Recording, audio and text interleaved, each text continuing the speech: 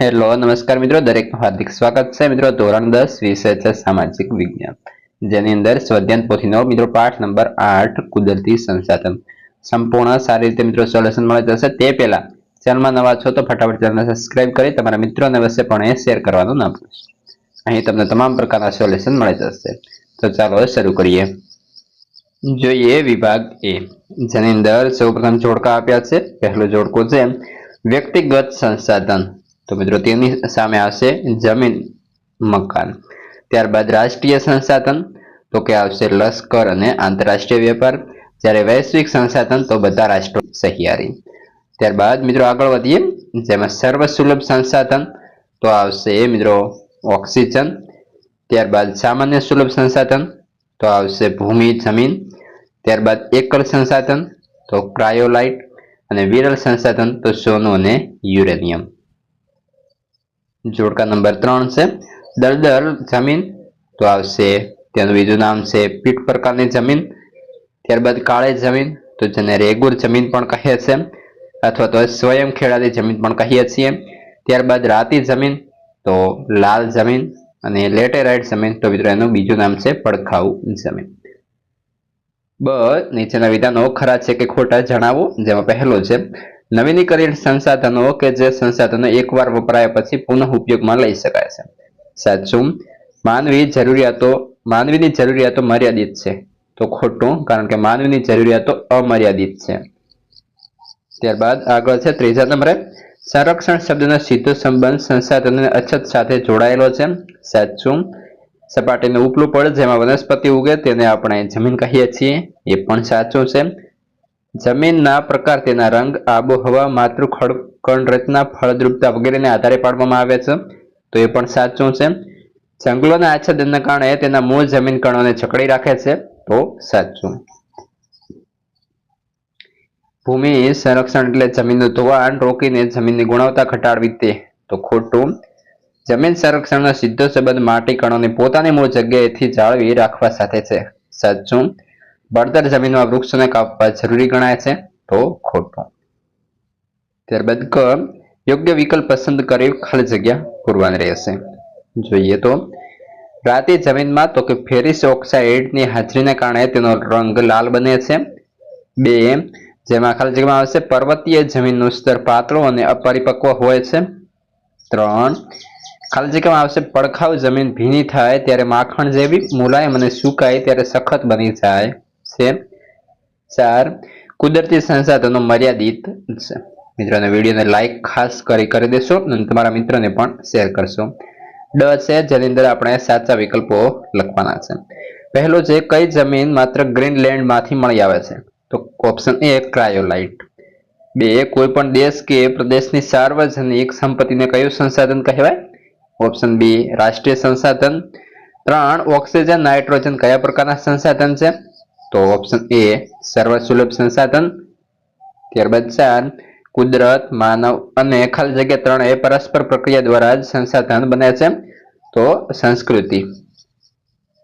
અહીં આપણને તમામ પ્રકારની જે લિંક્સ છે, સ્વાધ્યાય હોય, સ્વાધ્યાય પોથી હોય, તેની લિંક આ વિડીયો ડિસ્ક્રિપ્શનમાં આપી દઈશ. ત્યાંથી તમારે એ પણ જોવાનું બાકી હોય તો એ પણ લખી લેશું. 5 કાંપની જમીન ભારતના કુલ ક્ષેત્રફળના લગભગ, તો ઓપ્શન એ 43% ક્ષેત્રફળમાં ફેલાયેલી છે. ત્યારબાદ હિમાલયના સંકુદ્રમ જંગલોમાં 3000 મીટરથી 3100 મીટર ઊંચાઈ પર કઈ જમીન આવેલી છે, તો જંગલ પ્રકારની જમીન, ઓપ્શન ડી. કઈ જમીન વર્ષા ઋતુ દરમિયાન પાણીમાં ડૂબેલી હોય, તો દલદલ પ્રકારની જમીન, ઓપ્શન સી. 8 નીચે પૈકી કયું વિધાન સાચું છે, તો ઓપ્શન એ રાતી જમીનને લાલ જમીન કહે છે. ત્યારબાદ આગળ વધીએ. નીચે આપેલા પ્રશ્નોના 1-2 વાક્યમાં ઉત્તર આપો. પહેલો પ્રશ્ન, ભૂમિ સંરક્ષણ એટલે શું? ભૂમિ સંરક્ષણ એટલે જમીનનું ધોવાણ રોકીને જમીનની ગુણવત્તા જાળવી રાખવી, તે. ત્યારબાદ બીજો પ્રશ્ન, જમીન ધોવાણ એટલે શું? જમીન ધોવાણ એટલે જમીનના કણોનું ગતિશીલ હવા કે પાણી દ્વારા એક સ્થળેથી બીજા સ્થળે સ્થળાંતર થવું. 3 એકલ સંસાધન કોને કહેવાય? દુનિયાના ભાગ્યે જ 1 કે 2 સ્થળેથી મળી આવતા ખનિજોને એકલ સંસાધન કહેવાય. પ્રશ્ન 4 ભારતીય કૃષિ સંસાધન પરિષદ દ્વારા ભારતની જમીનને કેટલા પ્રકારમાં વહેંચવામાં આવી છે? ભારતીય કૃષિ સંસાધન પરિષદ દ્વારા ભારતની જમીનને 8 પ્રકારમાં વહેંચવામાં આવી છે. 5. સર્વસુલભ સંસાધન કોને કહેવાય? વાતાવરણમાં રહેલા ઉપયોગી વાયુઓને સર્વસુલભ સંસાધન કહેવાય કે જેનો આપણે દરેક સારી રીતે ઉપયોગ કરતા હોઈએ. ત્યારબાદ મિત્રો પ્રશ્ન 6 છે, વિરલ સંસાધન કોને કહેવાય? તો કે જેના પ્રાપ્તિ સ્થાનો મર્યાદિત હોય તેવા સંસાધનોને વિરલ સંસાધન કહેવાય, જેમાં કોલસો જે છે એનું બેસ્ટ ઉદાહરણ છે. 7. જમીનની વ્યાખ્યા આપો. તો કે પૃથ્વીના પોપડાની સૌથી ઉપરની સપાટી કે પડને જમીન કહે છે. વિભાગ 2, જેમાં નીચેના પ્રશ્નોના ટૂંકમાં ઉત્તર આપવાનો છે. સંસાધનની સંકલ્પના સમજાવો. તો કે જે વસ્તુ માનવી આશ્રિત કે નિર્ભર હોય, જેમાંથી મનુષ્યની જરૂરિયાત પૂર્ણ થાય અને માનવી પાસે તેનો ઉપયોગ કરવાની શારીરિક કે બૌદ્ધિક ક્ષમતા હોય તેને સંસાધન કહેવાય. જમીન કોને કહેવાય? તો કે પૃથ્વીના પોપડાને સૌથી ઉપરની સપાટી કે પડને જમીન કહે છે. 3. સંસાધનનું વર્ગીકરણ કેટલા વિભાગમાં કરવામાં આવ્યું છે? કયા કયા? તો કે વ્યક્તિગત સંસાધન, રાષ્ટ્રીય સંસાધન અને વૈશ્વિક સંસાધન 3 વિભાગની અંદર. પ્રશ્ન 4, નવીનીકરણીય સંસાધન કોને કહે છે? તો કે કેટલાક સંસાધનો પોતાની મેળે ચોક્કસ સમયમાં વપરાશી હિસ્સાની પૂર્તિ કરે છે અથવા તો તે અખૂટ હોય તેને નવીનીકરણીય સંસાધન કહે છે. દાખલા તરીકે જંગલો, પશુ અને સૂર્યપ્રકાશ વગેરે. મિત્રો તમામ પ્રકારનું સોલ્યુશન, નકશા પોથી, પ્રયોગ પોથી વગેરે તમામ પ્રકારનું સોલ્યુશનની લિંક આ વિડીયો ડિસ્ક્રિપ્શનમાં આપેલી છે. પ્રશ્ન 5, સંસાધનોનું સંરક્ષણ કરવું એટલે શું? તો કે સંસાધનોનું સંરક્ષણ કરવું એટલે સંસાધનોનો વિવેકપૂર્ણ ઉપયોગ કરવો. માનવીની જરૂરિયાતો અમર્યાદિત છે જ્યારે કુદરતી સંસાધનો મર્યાદિત છે. આ સંસાધનોનો ઉપયોગ છેલ્લા ઘણા સમયથી વધી ગયો છે. સંરક્ષણ શબ્દનો સીધો જ અર્થ સંસાધનની અછત સાથે જોડાયેલો છે. આથી તેનો વિવેકપૂર્ણ ઉપયોગ કરવો આવશ્યક છે. તો વૈશ્વિક સંસાધન કોને કહે છે?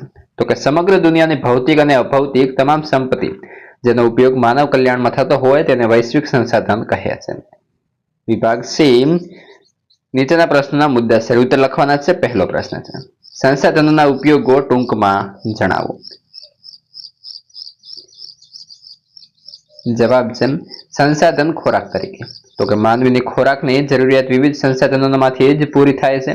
કુદરતી રીતે થતા ફળો, ખેતી દ્વારા સાંપડાતા વિવિધ ખાદ્ય પાકો, પાલતુ પ્રાણીઓ દ્વારા પ્રાપ્ત થતી દૂધ અને તેની બનાવટો તથા માંસ, જળાશયોમાંથી મળતા માછલા અને અન્ય જળચરો, મધમાખી દ્વારા બનાવેલા મધ વગેરે ચીજો ખાદ્ય સામગ્રી તરીકે ઉપયોગમાં લેવાય છે. સંસાધન કાચા માલના સ્ત્રોત તરીકે. તો કે જંગલોમાંથી પ્રાપ્ત થતી વિવિધ ચીજો, ખેતી દ્વારા ઉપલબ્ધ થતી સામગ્રી, પાલતુ પશુઓની પ્રાપ્ત ઊન, ચામડા અને માંસ, ખનિજ, અયસ્ક વગેરે ચીજો અનેક ઉદ્યોગો માટે કાચો માલ બને છે. સંસાધનો શક્તિ સંસાધનો તરીકે આપણે કોલસો, પેટ્રોલિયમ, કુદરતી વાયુ વગેરેનો ઉપયોગ ઉદ્યોગ અને ઘર વપરાશ બળતણ તરીકે વાપરીએ છીએ. વળી સૂર્યપ્રકાશ, પવન, સમુદ્ર મોજા, ભરતી ઓટ અને જળધોધ વગેરે થકી પણ ઉર્જા પ્રાપ્ત કરી શકાય છે. પ્રશ્ન 2 છે, માલિકીના આધારે સંસાધનોનું વર્ગીકરણ કરો. તો માલિકી દ્રષ્ટિએ, વિગત અને ઉદાહરણ તમે આ રીતે જોઈ શકશો. આ પહેલો છે માલિકીની દ્રષ્ટિએ, તો કે વ્યક્તિગત સંસાધન. વિગત તો કોઈ વ્યક્તિ કે પરિવારની માલિકી અને ઉદાહરણ તો જમીન, મકાન વગેરે. ત્યારબાદ માલિકીની દ્રષ્ટિએ તો કે રાષ્ટ્રીય સંસાધન, કોઈ પણ દેશ કે પ્રદેશની સાર્વજનિક સંપત્તિ અને ઉદાહરણ તો કે લશ્કર, આંતરરાષ્ટ્રીય વેપાર. 3 વૈશ્વિક સંસાધન તો સમગ્ર દુનિયાની ભૌતિક અને અભૌતિક એવી તમામ સંપત્તિ કે જેનો ઉપયોગ માનવ કલ્યાણ માટે થતો હોય અને ઉદાહરણ છે વૈશ્વિક બધા રાષ્ટ્રોની સહિયારી માલિકી સંસાધન કહેવાય છે. તો મિત્રો આપણે જે છે તમે કોષ્ટક સ્વરૂપે પણ લખી લેશો તો સારું રહેશે. ત્યારબાદ પ્રશ્ન 3 છે, સંસાધનના આયોજન અને સંરક્ષણ માટે કઈ કઈ બાબતો જરૂરી છે?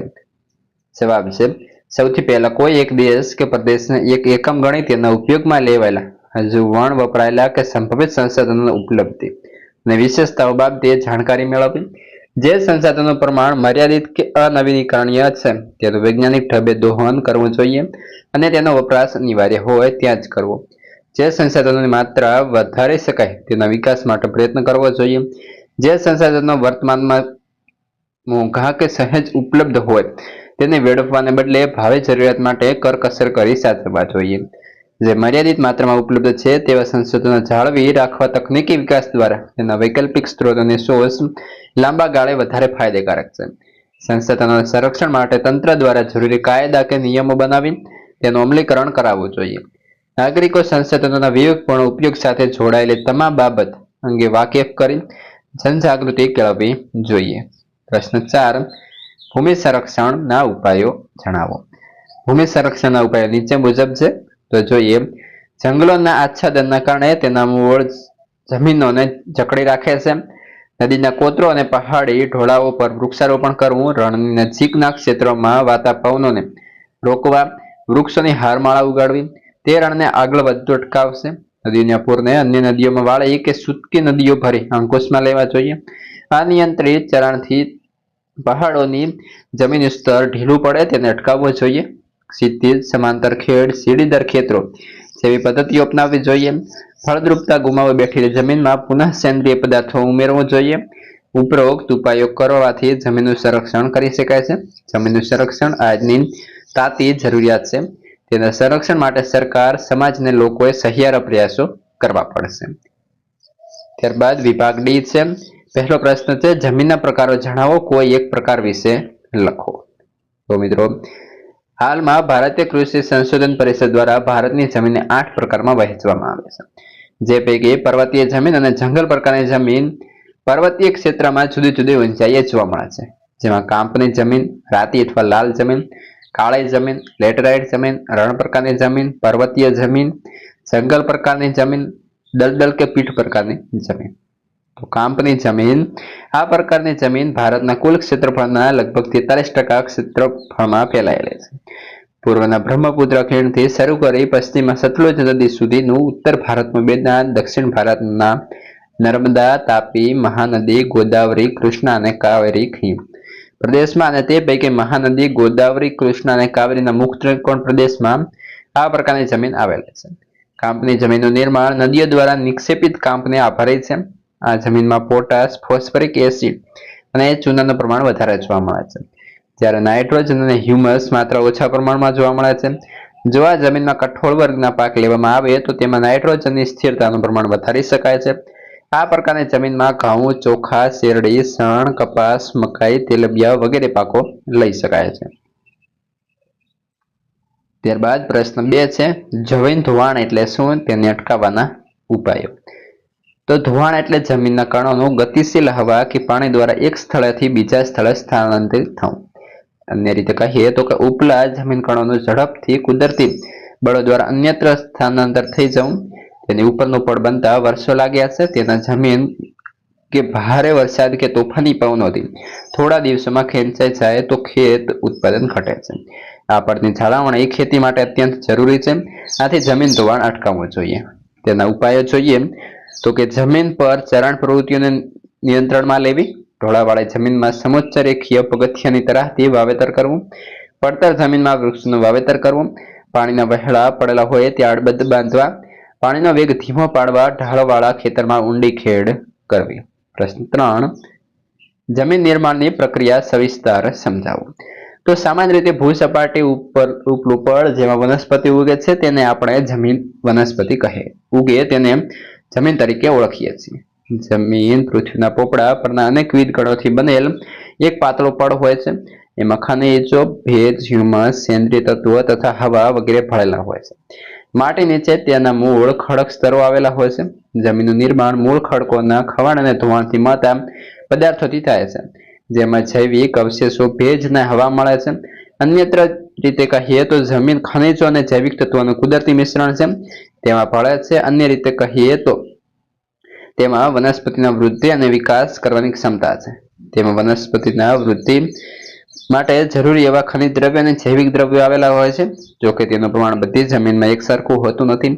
આમ જમીન એટલે સેન્દ્રિય પદાર્થયુક્ત ઝીણા કણોવાળો પોચો ખડક પદાર્થ અર્થાત ભૂપૃષ્ઠ પરના માતૃખડક અને વનસ્પતિ દ્રવ્યના મિશ્રિતથી બનતા અસંગઠિત પદાર્થોનું પડ કે સપાટી મૂળ ખડકોને ઘસારણ અને ધોવાણના પરિબળો તોડી તેનો ભારીક ભૂક્કો બનાવે અને ભૂક્કા કે ચૂર્ણમાં વનસ્પતિ તથા જીવજંતુઓના વિઘટન કે સડવાથી બનેલ સેન્દ્રિય તત્વો તેમાં ઉમેરાય છે અને જમીનનું નિર્માણ થાય છે.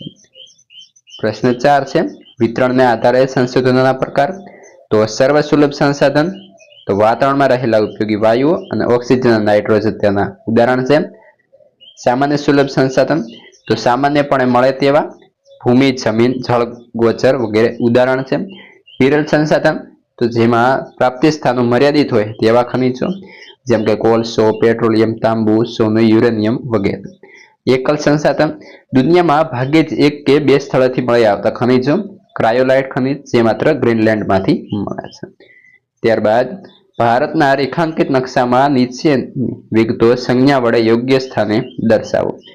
રાતી જમીન, કાળી જમીન, રન પ્રકારની અને પર્વતીય અથવા લેટેરાઇટ જમીન એ મિત્રો તમારે દર્શાવી લેવાનું રહેશે. આ હતું સંપૂર્ણ સારી રીતનું સોલ્યુશન. હવે અન્ય પ્રકારના તમારે સ્વાધ્યાય, સ્વાધ્યાયન પોથી કે કોઈ પણ અન્ય ચેપ્ટરનું સોલ્યુશન લખવાનું બાકી હોય તેની લિંક આ વિડીયો ડિસ્ક્રિપ્શનમાં મળી જશે, ત્યાંથી તમે લખી લેશો.